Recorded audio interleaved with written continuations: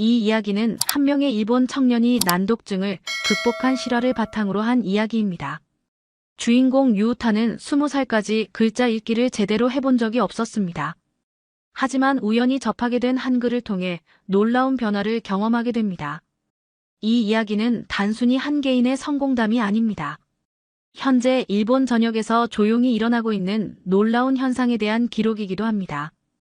오사카의 8살 타로가 한글을 배운 후 처음으로 히라가나를 읽게 된 이야기, 후쿠오카의 72살 할머니가 한글로 손녀에게 첫 편지를 쓴 이야기, 도쿄의 자폐 아동 유키가 한글을 통해 자기 이름을 쓰게 된 이야기까지. 한글이 가진 과학적이고 체계적인 구조가 어떻게 학습장애를 극복하는 열쇠가 되었는지, 그리고 문자 하나가 어떻게 사람의 인생을 완전히 바꿀 수 있는지를 보여주는 감동적인 이야기입니다. 지금부터 여러분에게 이 놀라운 이야기를 들려드리겠습니다. 이 특별한 이야기에 관심이 있으시다면 구독과 좋아요, 알람 설정 부탁드립니다. 더 많은 의미 있는 이야기들을 함께 나누어요. 안녕하세요. 저는 유우타예요. 고등학교 졸업 후 3년 만에 친구 미유에게 연락을 했습니다. 학창시절 저는 글자를 읽는 것이 너무 어려웠어요. 히라가나가 춤을 추는 것처럼 보였고 다른 글자로 변해버리기도 했습니다. 수업 시간만 되면 화장실 핑계를 대며 도망치곤 했죠. 미유는 저와 정반대였어요. 항상 책을 들고 다녔고 긴 글을 척척 써냈거든요.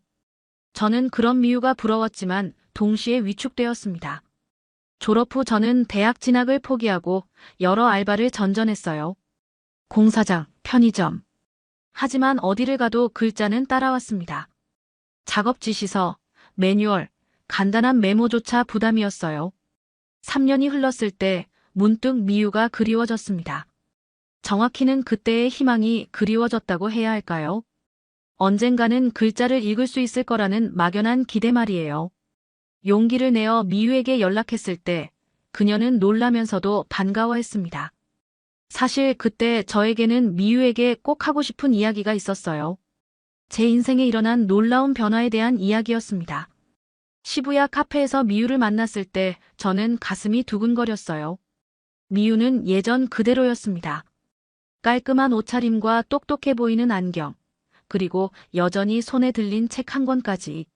미유가 어떻게 지냈는지 물어보자 저는 여러 일을 하며 지냈다고 대답했어요. 그리고 요즘은 자막 편집 아르바이트를 하고 있다고 덧붙였습니다. 그 순간 미유가 커피를 마시다 멈췄어요. 자막 편집이라니 정말이냐는 표정이었죠. 학창시절 교과서 읽기도 힘들어했는데 자막 편집이라니 믿을 수 없다고 했습니다. 저는 그런 반응이 당연하다고 생각했어요. 일주일에 4번씩 나가서 일하고 있다고 담담하게 말했습니다. 미유가 도대체 어떻게 된 건지 궁금하다고 하자 저는 잠시 망설였어요. 하지만 미유라면 이해해줄 거라 생각했습니다. 한글 덕분이라고 조용히 말했어요. 한국 글자인 기역, 니은, 디귿말이라고 설명했습니다. 미유는 더욱 당황했어요. 작년에 대학교 언어 교류 동아리에서 한국 학생들이 한글을 가르쳐준다고 했어요. 처음에는 재미로 시작했는데 한글이 정말 쉽더라고요. 일본어와 완전히 달라서 오히려 좋았습니다. 한국 친구가 기역, 니은, 디귿을 가르쳐주는데 정말 신기했어요. 각 글자가 소리를 나타낸다는 거 말이에요. 일본어는 한자, 히라가나, 가타카나가 섞여 너무 복잡한데 한글은 정말 단순했습니다. 한글로 글자 읽기 훈련을 하다 보니 일본어도 조금씩 보이기 시작했어요. 특히 가타카나는 정말 많이 나아졌습니다. 저는 가방에서 핸드폰을 꺼내 보여줬어요. 제가 편집한 자막이라고 하면서요. 미유는 화면을 뚫어져라 보더니 저를 다시 쳐다봤습니다. 그 눈빛에는 놀라움과 함께 뭔가 다른 감정도 섞여 있었어요. 미유가 계속 의심스러운 눈빛을 보내자 저는 더 자세히 설명해야겠다고 생각했습니다. 대학교 언어 교류 동아리에서 한국 학생 수진을 만난 건 정말 우연이었어요. 수진이 혼자 앉아서 한글을 쓰고 있더라고요. 히읗, 아, 니은, 기역, 읍, 리을 이런 글자들이 정갈하게 적혀 있었습니다. 저는 그 글자들이 너무 신기해 보였어요. 일본어와는 완전히 다른 모양이었거든요.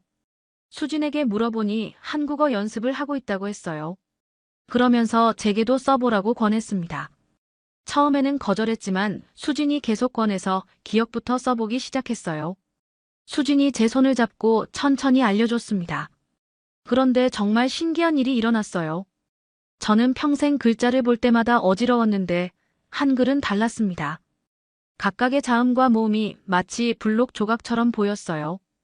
기역과 아가 만나면 가가 되고 니은과 아가 만나면 나가 된다는 걸 금세 이해할 수 있었습니다. 일본어 히라가나는 저에게 늘 춤추는 것처럼 보였어요. 아가 갑자기 오로 보이기도 했죠. 하지만 한글은 달랐습니다. 기역은 언제나 기역이었고 아는 언제나 아였어요. 수진이 말하길 한글은 조합형 문자라고 했습니다. 자음과 모음을 조합해서 하나의 글자를 만드는 방식이라더라고요. 그래서 규칙만 알면 처음 보는 글자도 읽을 수 있다고 했어요. 저는 그 말에 깊은 감동을 받았습니다. 규칙만 알면 읽을 수 있다니 이런 글자가 세상에 있다는 게 믿어지지 않았어요. 한 달 정도 수진에게 한글을 배우면서 저는 처음으로 글자와 친해진다는 느낌을 받았어요. 가나다라 순서로 자음을 외우고 아야어여 모음을 익혔습니다. 놀라운 건 그 다음이었어요. 한글로 글자 읽기 연습을 3개월 정도 하고 나니까 일본어를 볼 때도 뭔가 달라지기 시작했습니다. 특히 가타카나가 눈에 들어오기 시작했어요. 예전에는 같은 가타카나 단어를 보면 머리가 아팠는데 어느 날부터 코, 피, 타 이렇게 하나씩 분해해서 보이기 시작했어요. 마치 한글의 자음과 모음을 조합하듯이 말이에요. 6개월 후에는 간단한 일본어 소설도 읽을 수 있게 되었습니다. 히라가나와 가타카나로 된 부분은 웬만큼 읽을 수 있었어요. 미유에게 이 모든 이야기를 들려주자 그녀는 정말 놀란 표정을 지었습니다. 한글이라는 전혀 다른 문자 체계를 배우면서 오히려 일본어 실력이 늘었다는 게 신기하다고 했어요. 한글이라는 새로운 문자를 통해 글자를 보는 새로운 시각을 얻게 된 거죠.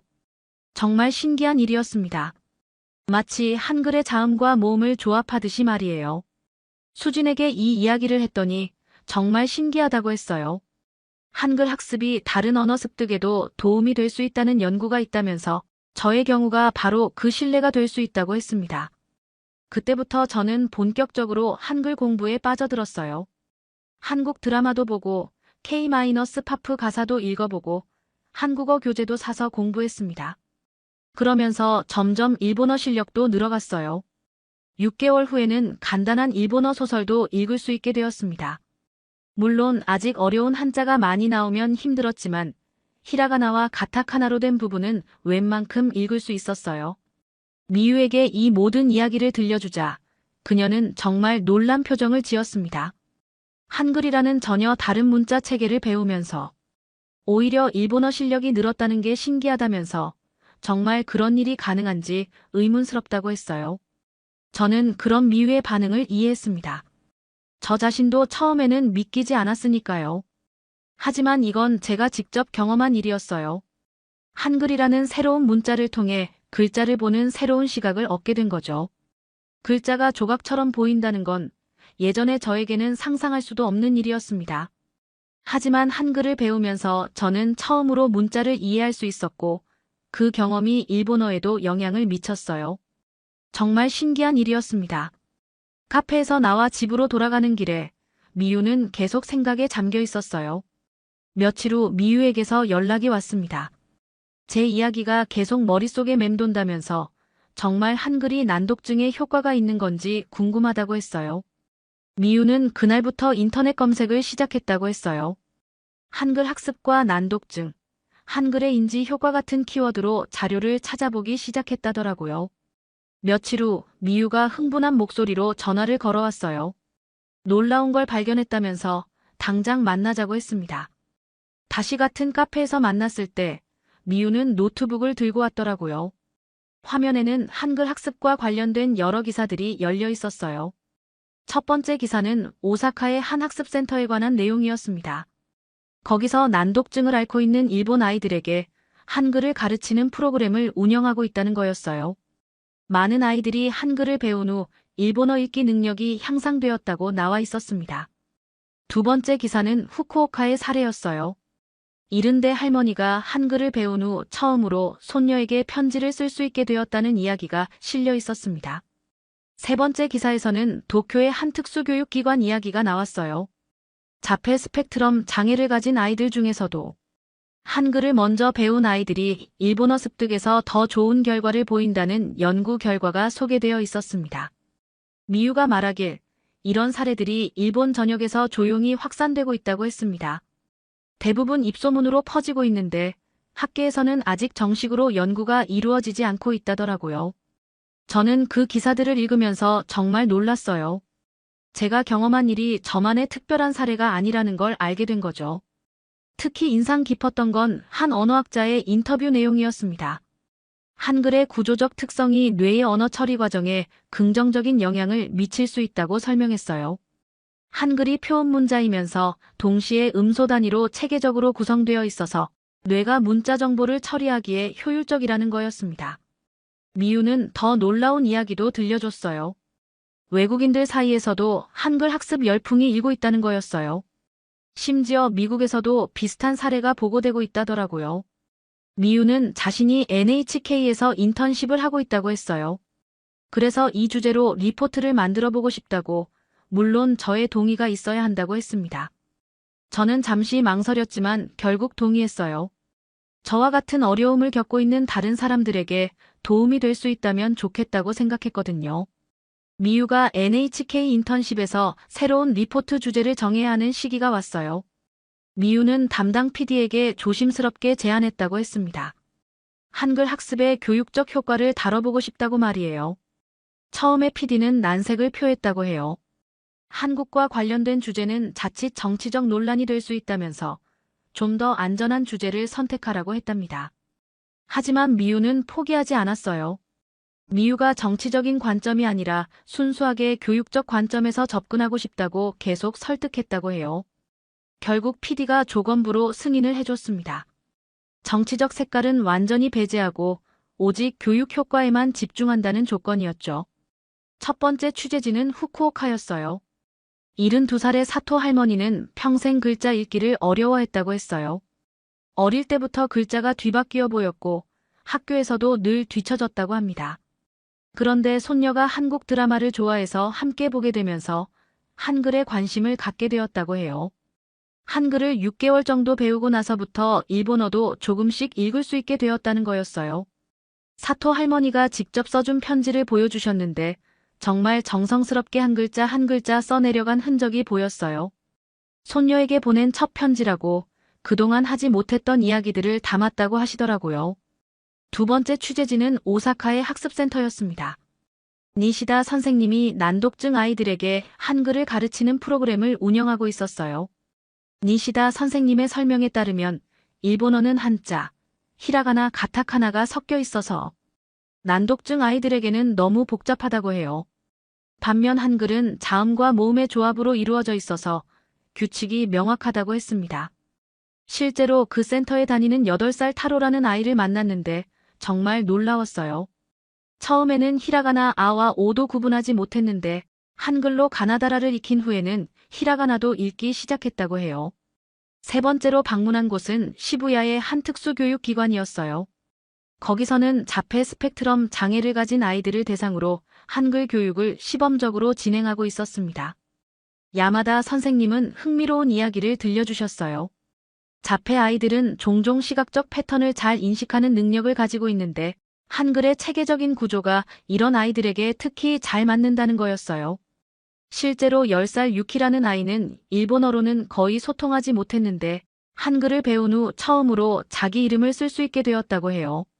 모든 취재를 마치고 돌아오는 길에 미유와 저는 정말 많은 이야기를 나눴어요. 각각의 사례가 공통적으로 말하고 있는 것은 하나였습니다. 한글은 단순하지만 구조적이고 그래서 문자에 대한 진입 장벽이 낮다는 거였어요. 취재 중 가장 인상 깊었던 순간들을 더 자세히 들려드리고 싶어요. 특히 아이들이 처음으로 자기 이름을 쓰는 순간들은 정말 잊을 수 없었습니다. 오사카 학습센터의 8살 타로는 5살 때부터 히라가나를 배웠지만 3년이 지나도록 제대로 읽지 못했어요. 아와 오를 계속 헷갈렸고 타와 나도 구분하지 못했습니다. 니시다 선생님은 타로에게 한글은 블록놀이 같은 거라고 설명했답니다. 기억이라는 블록과 아라는 블록을 합치면 가가 된다고, 마치 레고를 조립하는 것처럼 말이에요. 한 달 정도 지나서 타로는 가나다라 마바사를 모두 외웠어요. 놀라운 일은 그 다음에 일어났습니다. 타로가 일본어도 써보겠다고 하는 거예요. 타로가 말하길 가 이제 춤추지 않는다고 하더라고요. 예전에는 글자가 움직이는 것처럼 보였는데 한글을 배우고 나서는 가만히 있어서 읽기 쉬워졌다고 했습니다.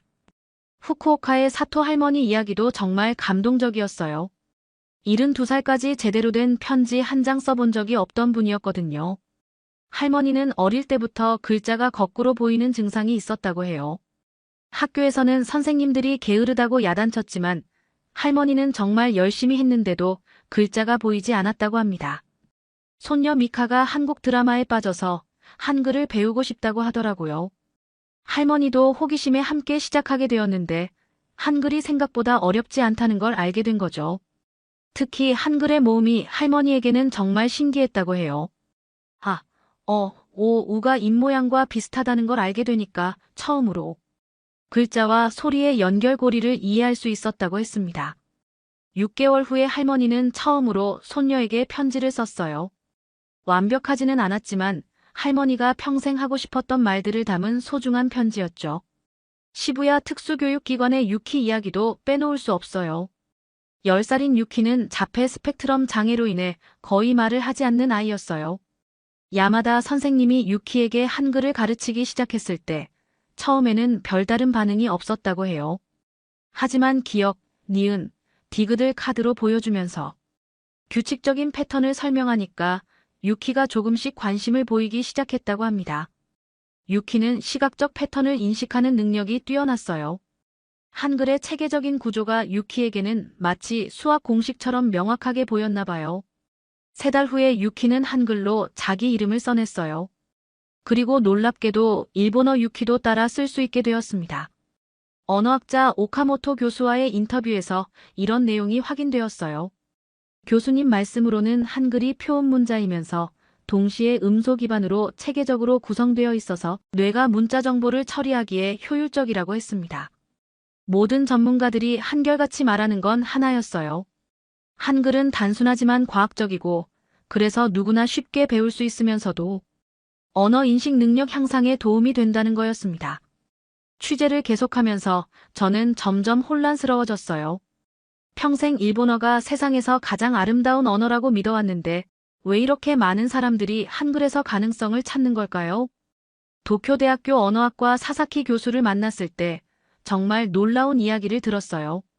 교수님은 오랫동안 일본어의 우수성에 대해 연구해 오신 분이었는데 최근 들어 생각이 많이 바뀌었다고 하시더라고요. 문자의 가치를 판단하는 기준 자체를 다시 생각해 봐야 할 때가 왔다고 했어요. 예전에는 문자의 아름다움이나 표현력이 중요하다고 생각했는데 이제는 접근성과 학습 효율성이 더 중요한 가치가 될 수 있다는 거였어요.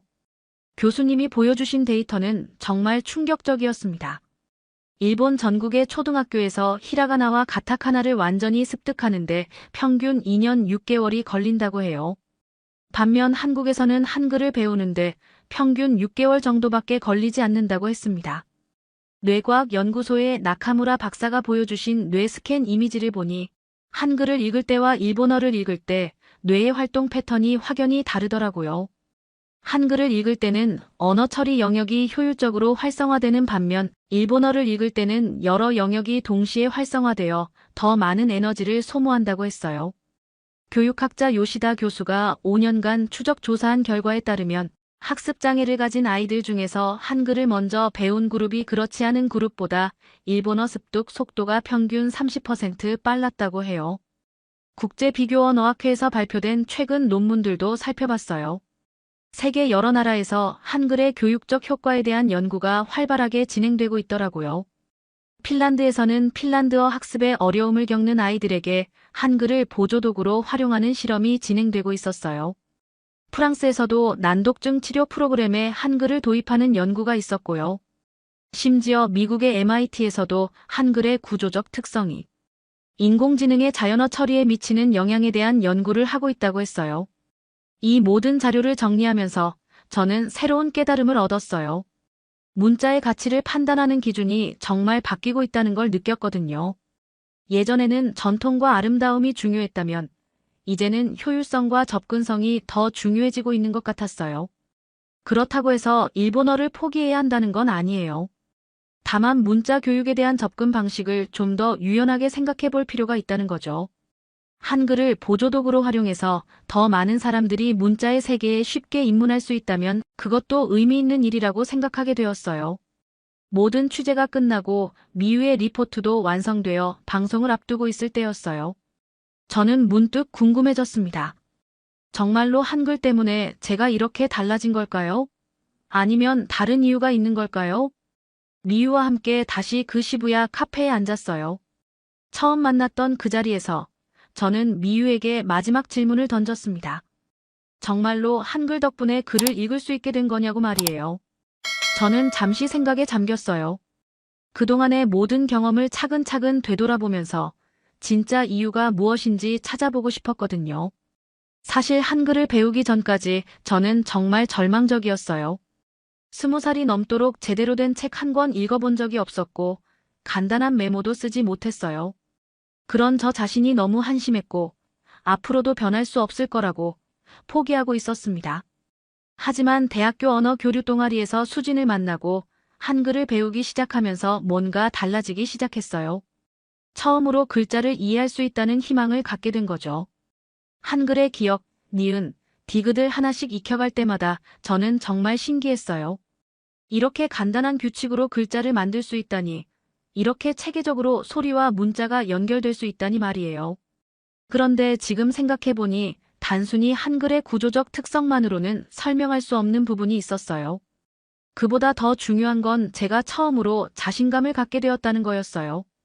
평생 글자 앞에서 위축되어 살던 제가 한글을 통해 처음으로 성공 경험을 맛본 거죠. 아, 나도 글자를 읽을 수 있구나. 나도 문자를 이해할 수 있구나 하는 깨달음 말이에요. 이런 자신감이 생기니까 일본어를 볼 때도 예전과는 다른 마음가짐이 되었어요. 무작정 두려워하거나 포기하지 않고 차근차근 분석해 보려는 자세가 생긴 거죠. 한글에서 자음과 모음을 조합하는 경험을 한 후에는 일본어의 가타카나도 비슷하게 접근할 수 있었어요. 하지만 가장 중요한 변화는 마음의 변화였어요. 나한테 맞는 문자가 세상 어딘가에 있다는 것만으로도 살고 싶은 마음이 생겼거든요. 예전에는 글자를 못 읽는 자신이 너무 부끄러웠어요. 다른 사람들은 쉽게 하는 일을 저만 못한다는 게 정말 견디기 어려웠거든요. 그래서 사람들을 피하게 되고 점점 더 움츠러들게 되었어요. 하지만 한글을 배우면서 깨달은 게 있어요. 문제는 제가 부족한 게 아니라 저에게 맞는 방법을 찾지 못했던 거라는 걸 말이에요. 세상에는 정말 다양한 사람들이 있고 각자에게 맞는 다양한 방법들이 있다는 걸 알게 되었어요. 어떤 사람에게는 일본어가 쉬울 수 있지만 어떤 사람에게는 한글이 더 쉬울 수도 있는 거죠. 타로도 사토 할머니도 유키도 모두 비슷한 경험을 했을 거예요. 처음으로 자신에게 맞는 문자를 만났을 때의 그 기쁨과 감동 말이에요. 그런데 여기서 중요한 건 한글 자체가 만능 해결책은 아니라는 거예요. 한글도 결국 하나의 도구일 뿐이에요. 진짜 중요한 건 그 도구를 통해 얻게 되는 자신감과 희망이라고 생각해요. 미유가 제 이야기를 들으며 고개를 끄덕였어요. 그러면서 자신도 취재를 하면서 비슷한 생각을 했다고 하더라고요. 결국 문자나 언어의 문제가 아니라 사람의 문제라는 거라고 말이에요. 저는 지금도 일본어가 완벽하지는 않아요. 여전히 어려운 한자는 읽기 힘들고 복잡한 문장은 시간이 오래 걸려요. 하지만 예전처럼 절망하지는 않아요. 왜냐하면 저에게는 한글이라는 든든한 기반이 있거든요.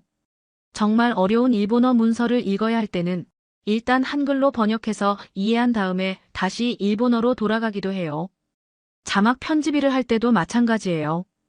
어려운 표현이 나오면 한번 한글로 써보고 그 다음에 적절한 일본어로 바꿔서 입력해요. 이런 방식으로 일하니까 훨씬 정확하고 빠르게 작업할 수 있어요. 무엇보다 중요한 건 이제 저는 글자를 두려워하지 않는다는 거예요. 새로운 책을 볼 때도 처음 보는 단어를 만날 때도 예전처럼 위축되지 않아요. 못 읽으면 다른 방법으로 접근하면 되니까요. 이런 마음가짐의 변화가 제 삶 전체를 바꿔놓았어요. 자막 편집 일을 할 수 있게 된 것도, 미유와 이렇게 대화할 수 있게 된 것도 모두 이런 변화 덕분이라고 생각해요. 미유에게 마지막으로 말했어요. 한글이 저를 구원해준 건 맞지만 그 이유는 한글이 특별해서가 아니라 한글이 제게 희망을 주었기 때문이라고 말이에요. 처음으로 제가 글자를 이해할 수 있다는 걸 보여준 한글, 처음으로 저에게 성공 경험을 안겨준 한글, 처음으로 저에게 자신감을 심어준 한글. 그래서 저에게 한글은 단순한 문자 이상의 의미를 갖는 거라고 생각해요. 지금도 가끔 어려운 상황에 부딪히면 한글로 된 간단한 문장을 써봐요. 나는 할 수 있다. 나는 읽을 수 있다. 나는 쓸 수 있다. 이런 문장들을 한글로 쓰면서 다시 용기를 얻곤 해요. 문자 하나가 인생을 바꾼다는 말, 예전에는 믿을 수 없었지만 지금은 확신해요. 하지만 그 이유는 문자 자체의 우수성 때문이 아니라 그 문자가 주는 희망과 자신감 때문이라고 생각합니다. 그래서 저는 지금도 한글 공부를 계속하고 있어요. 더 잘하고 싶어서가 아니라 그 희망을 잃고 싶지 않아서예요. 한글은 제게 세상을 다시 보는 새로운 눈을 선물해준 소중한 친구 같은 존재거든요. 500년 전 세종대왕이 만든 한글. 그때는 아무도 예상하지 못했을 거예요. 이 글자가 2025년 일본에서 기적을 만들어낼 줄은 말이에요. 난독증으로 고통받던 아이들이 한글을 만나 처음으로 글을 읽게 되고 평생 글자를 두려워하던 할머니가 손녀에게 편지를 쓰게 되고 자막을 편집하는 꿈나무가 탄생하게 될 줄은요. 나란말싸미 둥귀게 달아로 시작된 훈민정음 서문처럼 한글은 정말 배우기 쉬운 글자였습니다. 그리고 그 쉬움이 지금도 세상 곳곳에서 사람들을 구원하고 있어요. 일본 전역에서, 미국에서, 유럽에서 한글은 조용히 자신의 역할을 해내고 있습니다. 세계에서 가장 과학적이고 체계적인 문자 한글. 이것이 바로 대한민국이 세계에 자랑하는 진짜 K-컬처가 아닐까요? 한글의 위대함을 더 많은 사람들이 알 수 있도록 구독, 좋아요, 공유 부탁드려요. 부탁드려요. 부탁드려요. 부탁드려요.